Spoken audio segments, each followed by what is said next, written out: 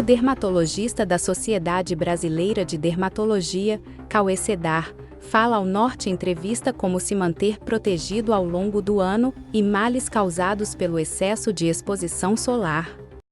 A proteção correta para o verão. E aí a radiação solar ela incide com mais intensidade sobre a Terra e isso aumenta bastante o risco de queimadura, câncer de pele e alguns outros problemas. Acho que não só o filtro solar faz parte do cuidado da pele, cuidado com a pele no verão, mas para além disso, além do filtro, no verão é importante usar roupas e acessórios adequados.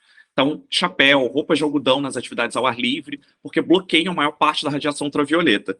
E vale lembrar que os tecidos sintéticos, como o nylon, eles bloqueiam apenas 30%, e a gente dá preferência a outros tipos de tecidos. E além disso, a exposição solar entre 10 e 16 horas tem uma intensidade maior, a radiação. Então, a gente procura evitar a exposição solar nesse período. Como aplicar o filtro solar da forma certa? Ele deve ser aplicado diariamente. Isso vale lembrar porque é sempre uma pergunta muito comum das pessoas. A gente aplica o filtro solar mesmo dentro de casa, mesmo em dias nublados, não só por conta do verão, né, porque a exposição solar ela é contínua, mas os produtos com fator de proteção solar iguais ou superiores a 30 são os recomendados para o uso diário e também para a exposição mais longa ao sol. E aí o produto ele deve proteger contra os raios UVA e UVB. O UVA tem uma incidência contínua durante todo o dia e é o principal responsável pelo envelhecimento da pele. E o UVB é o principal responsável pela queimadura, propriamente dita. E aí a incidência é maior entre 10 e 16 horas. Por isso que a gente acaba evitando a exposição solar entre essas horas, né, nesse período. E aí, idealmente, então, o fator de proteção solar maior ou igual a 30, e aí você aplica o produto 30 minutos antes da exposição solar, para que a pele absorva e distribui uniformemente no corpo, e o ideal tem uma continha para a quantidade. E aí a gente entra na regra das colheres de chá. É uma colher de chá rasa para o rosto, uma colher de chá rasa para os braços, uma para a parte anterior e uma para a parte posterior do tórax, e 2 colheres de chá para as pernas, ou seja, uma na parte anterior e uma na parte posterior. Como escolher um bom produto? Se a pessoa tiver dúvida, o ideal é que a pessoa escolha com o dermatologista, porque a gente tem bastante treinamento e repertório para poder escolher junto com o paciente o protetor adequado ao tipo de pele dele. Mas, de qualquer forma, se não tiver essa oportunidade, ou às vezes tem algo um pouco mais imediato, está na farmácia, está no mercado, quer escolher um protetor solar, no mínimo fator de proteção 30, e você olha no verso qual é a espalhabilidade e qual é a composição dele. Porque tem alguns protetores solares que são químicos, outros físicos e outros combinados. E aí a gente faz essa diferença, essa distinção, conforme a demanda do paciente. Se tiver condição de usar proteção combinada, ótimo. Mas às vezes alguns grupos não podem ou tem alguma restrição. Por exemplo, as gestantes. Idealmente a gente usa filtro físico e não químico, por conta da absorção sistêmica que às vezes alguns produtos possam ter, e para não ter repercussão para a criança, né? No caso, para o bebê. E para além disso, as crianças menores de 6 meses de idade não devem usar protetor solar só a partir de 6 meses de idade, e criança pequena, idealmente, protetor físico também e não químico. Então, no verso da embalagem, sim, do produto, a pessoa consegue identificar qual é o tipo de proteção que oferece e se tem grande proteção UVA e UVB. Diferença entre filtro solar físico ou químico? Porque protege contra a luz visível, aumenta a proteção contra a luz visível. Isso é importante, principalmente nós, que vivemos num país tropical, uma região com uma alta incidência solar, para que a gente também utilize essa proteção combinada como uma forma de aumentar, entre aspas, assim, a proteção. Não deixa de ser um aumento. E, além disso, eu acho importante, porque eu uso de uma estratégia, até no meu consultório, para a minha prática diária, porque muitos pacientes perguntam sobre reaplicar o protetor. No dia a dia, o ideal é que o paciente aplique de manhã antes de sair de casa para as suas atividades, ou mesmo dentro de casa, porque agora a gente tem muita gente em home office, e reaplique à tarde, idealmente. Só que eu uso de uma estratégia que se o paciente está vendo que o protetor está perdendo a cor, ou seja, que a tonalidade de pele original dele está voltando, significa que ele também tem que reaplicar. Então, de certa forma, uma estratégia para lembrar o paciente de reaplicar o protetor solar se o protetor tiver cor. Isso é algo que a gente pode usar desse recurso. Excesso de exposição solar em gestantes e insolação. mais atrelado à exposição a alta temperatura. E aí é o que a gente entra na insolação. É uma reação exacerbada do corpo à exposição solar excessiva, ou seja, à radiação excessiva. Então, a pessoa tem como manifestação na pele o eritema, ou seja, aquela vermelhidão, e às vezes a pele fica até queimada, e para além disso, é uma desidratação. Então, perde muito líquido pela barreira epidérmica, ou seja, pela pele, e a pessoa sente alguns efeitos da desidratação, dor de cabeça, urina mais concentrada. Alguns pacientes tendem a fazer uma queda de pressão, uma sensação de fraqueza ou de desmaio, e, para além disso, também pode ter um acometimento com dor abdominal e vômito. Portanto, ela tem em si o próprio corpo e mais um feto para cuidar. Então, o corpo em si ele entra num estado de sobredemanda. Tem muitas coisas acontecendo. O ideal é que ela tenha, sim, a exposição solar saudável, ou seja, antes das 10, depois das 4, como toda pessoa, e a recomendação é essa. Inclusive, vale lembrar que o protetor solar aplicado não impede a ativação da vitamina D pela pele. Então, é sempre um mito que as pessoas têm de achar que passar protetor solar vai diminuir a absorção, na verdade, a conversão de vitamina D na pele, porque essa é uma das principais atividades, um dos principais fatores da exposição solar, mas isso não acontece. A pessoa deve aplicar o protetor solar, sim, e além disso, se expor ao sol antes das 10, depois das 4, principalmente aqueles que têm alguma condição clínica que justifiquem o banho de sol, né? Ou a helioterapia, como a gente chama. O câncer de pele não é o único problema. As doenças de pele, quando a gente pensa em cuidados da pele, cuidados com a pele no verão, a combinação de sol, areia, praia, piscina, excesso de suor, atividades a céu aberto, elas elevam o risco de algumas doenças de pele. E aí a gente tem as micoses, que são algumas infecções causadas por fungos, que podem acontecer na pele, nas unhas e no cabelo. E aí, normalmente, o fungo ele gosta muito de calor, umidade e de baixa de imunidade em algumas pessoas, e esses fungos se reproduzem e passam, então, a causar doença. E, para além disso, a gente tem as protoejas, que são aquelas bolinhas pequenas que surgem, especialmente nos bebês, nas arinhas de dobra, devido ao contato da pele com o suor, e podem ser transparentes, podem coçar, podem ter a coloração avermelhada. Além disso, as manchas e as sardas brancas, que elas surgem devagar e quando menos se espera, as manchas estão lá e elas representam os danos que os raios do sol causam na pele progressivamente, aparecem gradativamente com o tempo, principalmente nas áreas expostas da pele. E uma outra condição, e aí não é nem que o protetor solar proteja efetivamente, mas que, na verdade, acontece pela mistura da oleosidade aumentada da pele com o suor, a sudorese, com o uso do filtro solar e a própria radiação, que é a acne solar, que é uma condição na qual há a oclusão ali dos folículos, dos poros, e ficam várias bolinhas que se assemelham à acne, efetivamente, e a gente tem algumas estratégias que lavar o rosto com sabonete adequado para o tipo de pele, usar um tônico adstringente e um filtro solar com a base mais aquosa ou uma base em gel, porque isso acaba sendo uma estratégia também. Às vezes, quando a gente vai indicar um protetor solar, se o paciente tem uma tendência a uma pele mais oleosa, principalmente na área facial, a gente indica um protetor solar com um veículo mais aquoso, ou seja, menos espesso, uma espalhabilidade melhor. Diferença entre cânceres de pele e exposição solar em idosos. As duas de uma forma única. O câncer de pele é o câncer na verdade, é o câncer com a maior incidência no país. Assim, no Brasil, o câncer de pele não melanoma, ele representa cerca de 30% dos casos total, do total de casos de câncer registrados no país. E ele é o câncer com maior incidência, mas o de menor mortalidade, o câncer de pele, quando é tratado adequadamente. E quando a gente vai fazer a distinção, a diferença no dia a dia básico, a gente tem dois tipos básicos de câncer de pele. O não melanoma, ele surge na camada das células basais, ou nas células escamosas, e o melanoma, que ele tem origem nos melanócitos, que são as células que produzem a melanina e que dão pigmentam a cor da pele, né? O não melanoma, ele representa cerca de 95% dos casos de câncer de pele.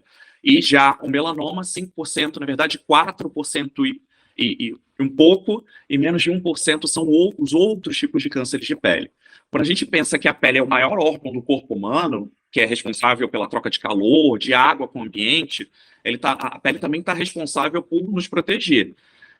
E é um órgão muito exposto visualmente. E aí, quando a gente fala nisso, se a gente for distinguir entre os tipos de cânceres, a gente tem o carcinoma basocelular, que ele tem origem assim, nas células mais basais da camada superficial da pele, e ele é mais comum nas pessoas de meia idade e idosos, e aí geralmente aparece nas áreas expostas ao sol, e acumula o dano solar ao longo da vida. E a gente tem muita incidência no rosto, no pescoço, tem incidência no couro cabeludo, principalmente para as pessoas que não têm o couro cabeludo tão protegido, já são mais carequinhas. Tem a incidência maior nos braços, que são áreas de exposição. E aí, como é um hábito da nossa população de tomar sol, ir à praia por longos períodos, esse tipo de câncer de pele tem aparecido cada vez em pessoas mais jovens. E aí ele se desenvolve lentamente e dificilmente se espalha para as outras regiões do corpo.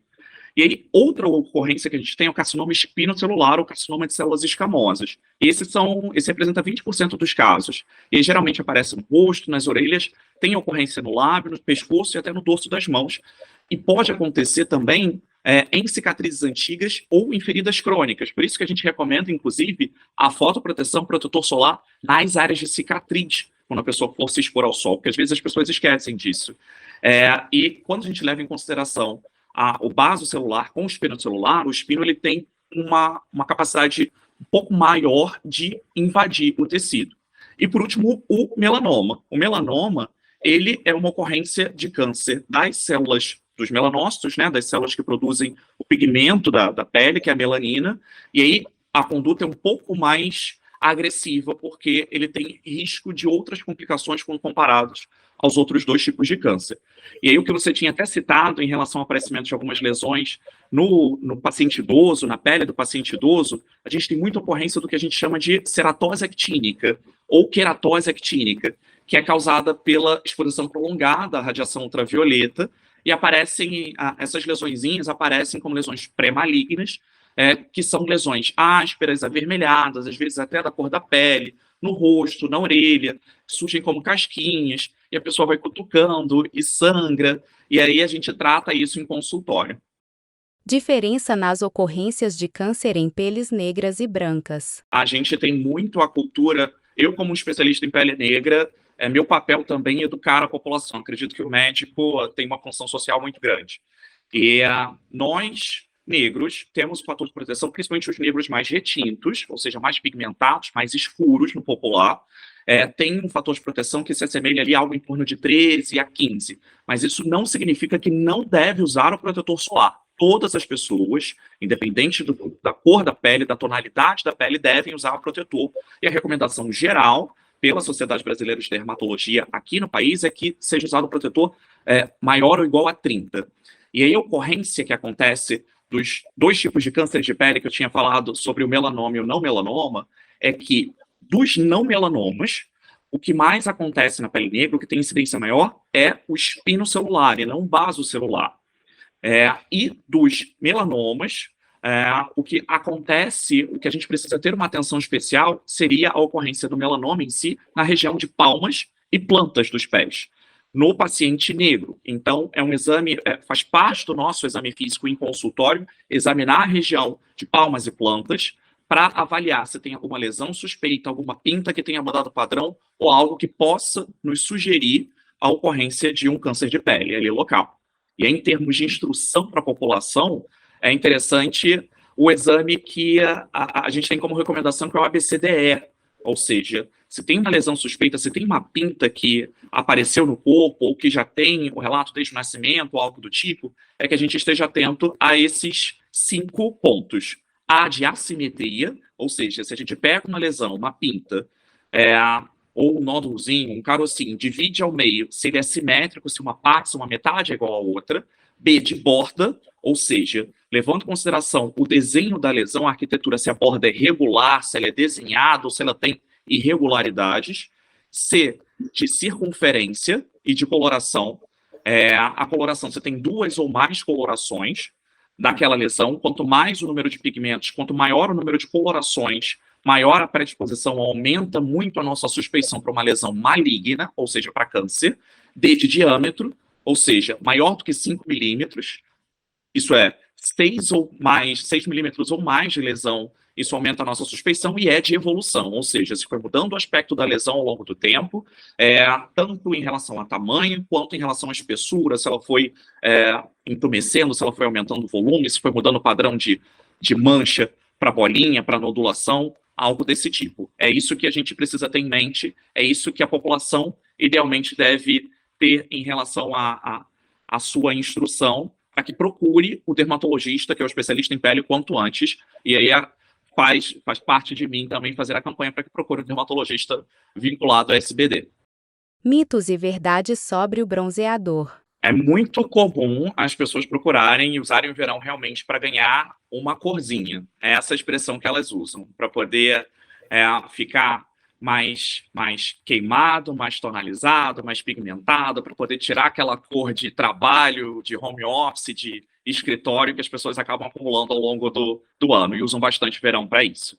A questão é, a gente não tem, em termos de recomendação, o uso de bronzeadores, independente do fator de proteção solar, como segurança para usar na pele, mesmo na época do verão. Então, por mais que a gente encontre comercialmente bronzeadores com fator de proteção até 15, na maioria dos casos, mas muitos giram algo em torno de 6, 8 ou 12 de fator de proteção solar, a gente não tem segurança plena. Qualquer paciente que tenha alguma condição de pele que predisponha a neoplasia, ou seja, câncer, a pigmentação, ou seja, manchas, ou algo do tipo, tem contraindicação à exposição solar extensiva desse tanto.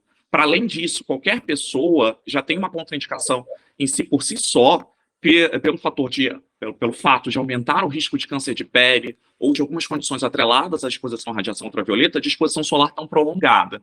E aí o bronzeador, ele tem muito apelo comercial de aumentar a captação de radiação ultravioleta, de predispor a uma pigmentação mais rápida, ou seja, de tonalizar mais rápido, com um fator de proteção solar para a pessoa ter a ideia de que ela está se protegendo de alguma forma, mas não tem essa segurança toda. Então, óbvio que às vezes as pessoas querem muito tirar aquela cor pálida que vão acumulando ao longo dos dias, seja pela demanda de trabalho, às vezes até por uma condição clínica, por alguma ocorrência de saúde, alguma doença, mas o que acaba tendo como recomendação para que as pessoas minimizem isso seria usar o autobronzeador. Aí tem algumas marcas de autobronzeador que a gente até pode orientar em consultório, aqui eu não me cabe falar, mas o autobronzeador seria um produto que a pessoa vai aplicando e aumenta um pouco a tonalidade da pele, hiperpigmenta um pouco, ou seja, bronzeia, tem aquele efeito bronzeado, e a pessoa, depois de um determinado período, algo em torno de 5 a 7 dias, tem uma pele um pouco mais uniforme, um pouco mais vívida. Isso acontece. A gente acaba recomendando isso quando a pessoa quer ter esse aspecto de bronzeado, sem se bronzear, sem a exposição solar, ou quando tem algum evento e quer ter uma exposição de pele maior, enfim. Mas bronzeador natural, bronzeador com óleo, com alguma substância que aumente a captação de radiação ultravioleta, enfim, é completamente contraindicado. Principalmente esses bronzeadores caseiros, esses bronzeadores artesanais. E, para além disso, os bronzeadores comerciais, de farmácia, às vezes até de grandes marcas, a gente não recomenda amplamente o uso, não. Mais cuidados ao longo do ano. Vou indicar um cuidado, na verdade, cuidados primordiais para a pele, independente da estação, a gente indica, sim, protetor solar, que é o principal fator modificador de qualidade de pele, e por si só, mesmo que você use um item único de skincare, de cuidado com a pele, a proteção solar é o principal item. 2, hidratação da pele. Hidratação é fundamental. E a gente tem um mito de que as peles oleosas, as pessoas com peles oleosas não precisam hidratar a pele, elas precisam sim. E aí muito do que a gente faz em consultório, como dermatologista, é desconstruir essa ideia de que a pessoa não precisa hidratar a pele. Normalmente, se você está usando um hidratante, mesmo com pele oleosa, e ele está te causando ou acne, espinha, ou está te causando alguma outra condição da pele, provavelmente aquele hidratante não está sendo, ou não é o ideal, adequado para o seu tipo de pele. E aí, hidratação é fundamental. Outra coisa que é importante é controle de temperatura do banho, porque o banho quente predispõe muito a ressecamento da pele. Então, tira a barreira de proteção que a gente naturalmente já tem. Eu sei que nós temos muito hábito de tomar mais do que 2 banhos por dia. E aí o ideal é, se a pessoa toma 2 ou mais banhos por dia, seria que a partir do segundo banho, só lave as áreas de cheiro, ou seja, só passe sabonete nas áreas de cheiro.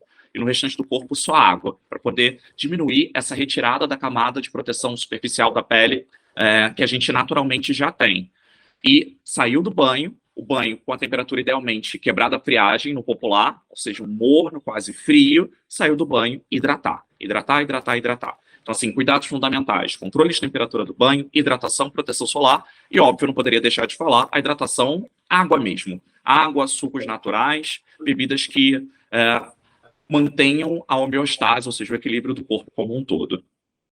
Dermatologistas também cuidam de cabelos e unhas. Tem, eu acho que seria interessante, já que a gente está falando bastante de pele, que às vezes a gente esquece que unha e cabelo também fazem parte dos cuidados com a pele, também são da especialidade do dermatologista. E um mito que é amplamente difundido por aí é de que o cabelo ele não pode ser lavado todos os dias ou que ele deve ser lavado todos os dias, cada um segue uma corrente.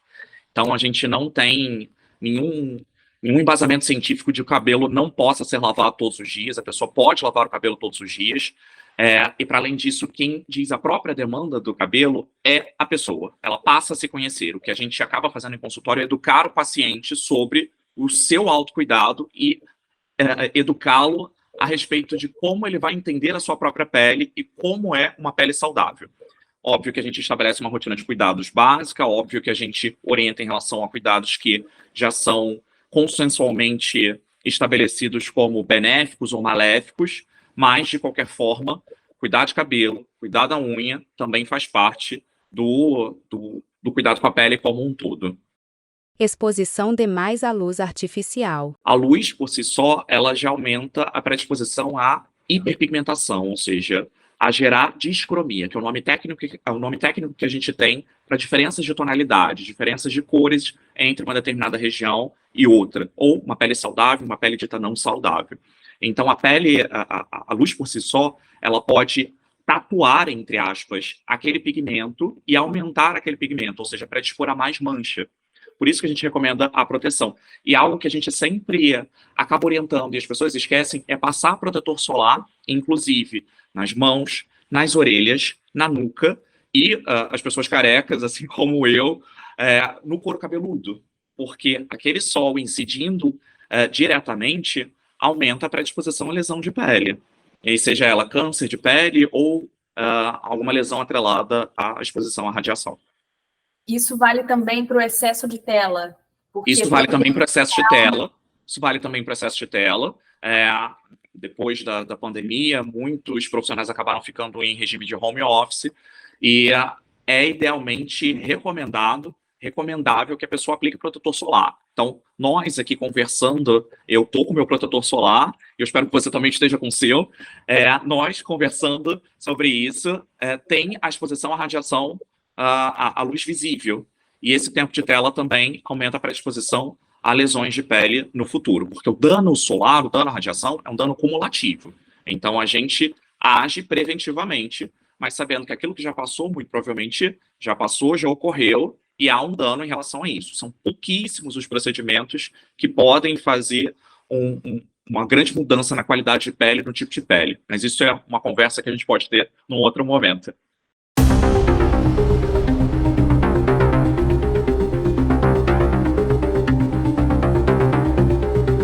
Acesse o portalnorte.com.br e confira a matéria completa.